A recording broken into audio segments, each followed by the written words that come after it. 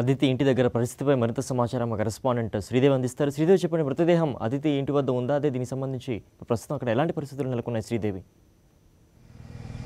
సిద్ధు, మనం ప్రస్తుతం అదితి ఇంటి దగ్గర ఉన్నాము. మనము అయితే నిన్న రాత్రి 11 గంటల 15 నిమిషాలకి ఆదితి మృతదేహం భోగాపురం నుండి వచ్చింది. కేజీహెచ్ మార్చరీకి తరలించారు. మరికొద్ది గంటల్లో ఇక్కడ పోస్ట్ మార్టం నిర్వహించే అవకాశాలు ఉన్నాయి. పోస్ట్ మార్టం అనంతరం మృతదేహాన్ని కుటుంబ సభ్యులకు అందించే అవకాశం ఉంది.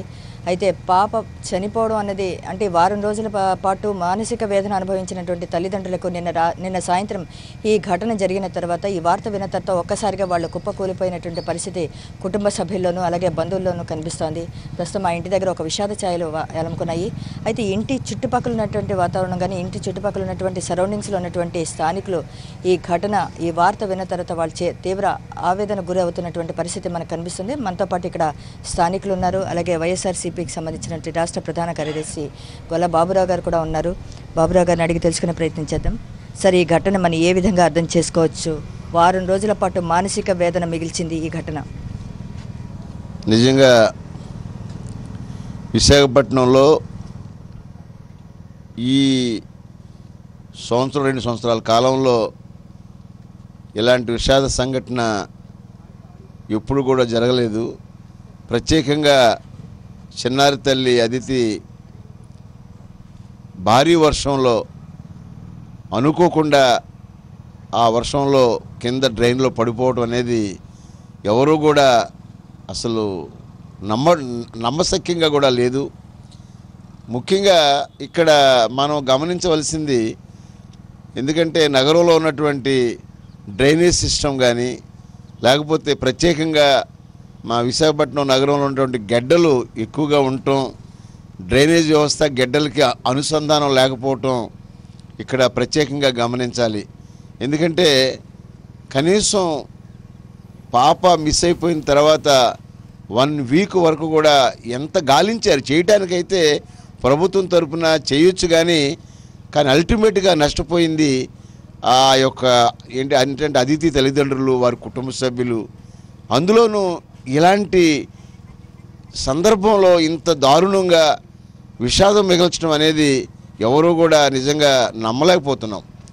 ఇక్కడ నేను ప్రత్యేకంగా కోరేది ఏంటంటే, కనీసం ఇలాంటి సంఘటనలు జరగకోకుండా తగు జాగ్రత్తలు ముఖ్యంగా మున్సిపల్ కార్పొరేషన్ వారు కానీ, జిల్లా యంత్రాంగం కానీ, రాష్ట్ర ప్రభుత్వం కానీ, మనం ఇప్పటికే విశాఖపట్నాన్ని ఒక స్మార్ట్ సిటీగా మనం డెవలప్ చేసుకుంటున్నామని చెప్తూనే ఇక్కడ ఉన్నటువంటి పరిస్థితులు, డ్రైనేజ్ సిస్టాన్ని ఈ యొక్క గెడ్డలు వచ్చినప్పుడు చాలామంది ఇచ్చేటువంటి సజెషన్ ఏంటంటే, జల్లెళ్ళ కనీసం కొంత బ్రేక్ చేయటానికి జల్లెళ్ళు లాంటి కనీసం కట్టినా, కొంతమంది పెద్దలైతే ఇంకా అనేక రకాలైనటువంటి సజెషన్స్ చెప్తున్నారు.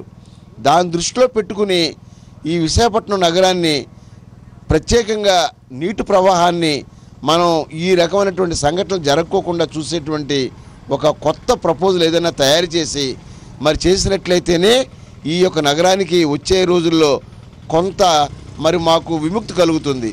లేకపోతే ఇలాంటి సంఘటనలు ఇంకా ఎక్కువ జరుగుతాయి. అవి జరగకోకుండా మాత్రం తప్పనిసరిగా ప్రభుత్వం తగు చర్యలు తీసుకోవాలని నేను మీ అందరికి కూడా మనవి చేస్తున్నాను. ప్రత్యేకంగా ఆ అదితి ఈ రకం విషాదాంతం ఆ తల్లిదండ్రులకు మనోధైర్యాన్ని, అలాగే ఆ తల్లిదండ్రులకు ప్రభుత్వం తరఫున ఇచ్చేటువంటి ఒక మనోధైర్యమే కాదు, అన్ని రకాలుగా వారికి సహాయ సహకారాలు అందించాలని నేను ప్రత్యేకంగా కోరుకుంటున్నాను. సార్, ఇప్పుడు ఈ ఘటన చూస్తుంటే బాధ్యత ఎవరిదంటారు? ఎవరు మూల్యం చెల్లించుకోవాలంటారు? దీనికి బాధ్యత ఒక రకంగా చూసినట్లయితే కార్పొరేషన్ వాళ్ళది, గవర్నమెంట్ది. విశాఖపట్నం ఇవన్నీ కూడా అప్ అండ్ డౌన్స్తో ఉన్నటువంటి సిటీ ఇది.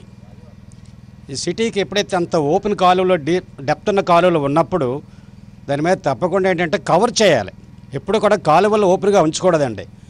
బొంబాయి లాంటి సిటీలో, గ్రేటర్ బొంబాయి 3 కోట్ల జనాభా ఉన్న సిటీలో ఎక్కడ కూడా కాలువ మీకు అలాగ ఓపెన్ కనిపించదు.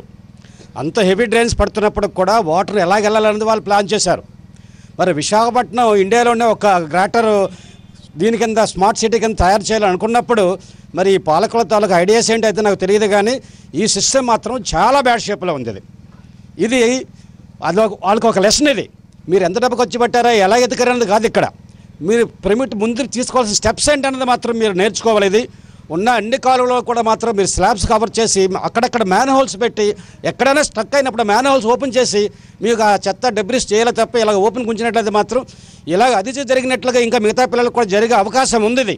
ఎందుకంటే ఎవరు కూడా యాక్సిడెంట్లుగా సడన్గా రెయిన్ వచ్చినప్పుడు ఎవరు ఊహించరు. ఆ ఊహించింది జరిగింది కనుక ఇది ఒక రకం కార్పొరేషన్ది. ఎంతసేపు మీరు ఎలాగ రెవెన్యూ పెంచాలని చూస్తున్నారో తప్ప ప్రజలకు ఎలాంటి ఫెసిలిటీస్ ఇవ్వాలనేది మాత్రం మీరు ఆలోచించట్లేదు. అది మీరు చేస్తున్న బ్లండర్ ఇది.